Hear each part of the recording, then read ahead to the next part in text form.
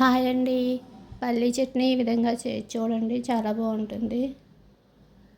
గిన్నె పెట్టి పల్లీలు వేసి బాగా దోరగా వేయించాలండి. ఎంత దోరగా అంటే దోరగా వేయించాలి. లేకపోతే పచ్చివాసన వస్తుందండి. చూడండి, చాలా దోరగా వేయించాలి. చట్నీ కూడా చాలా టేస్ట్గా ఉంటుంది. తర్వాత గిన్నె పెట్టి నూనె వేసి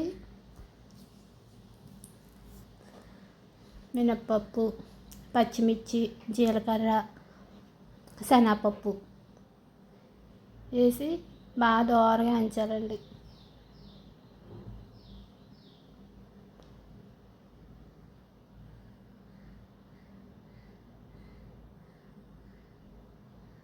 మినపప్పు, శనగపప్పు వేసాం కదండి, అది ఏగడానికి టైం పడుతుంది.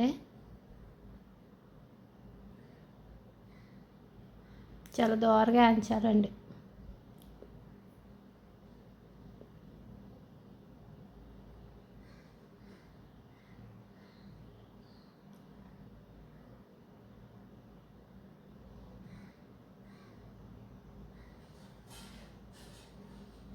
పచ్చిమిర్చి బాగా వేగితే బాగుంటుందండి.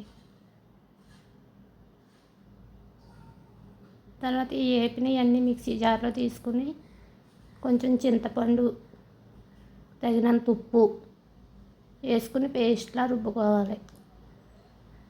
మళ్ళీ తాలింపు కోసం గిన్నెట్టుకుని మినప్పప్పు, జీలకర్ర, ఆవాలు, కరివేపాకు, ఎండుమిరగాయలు వేసి తాలింపు వేయాలండి.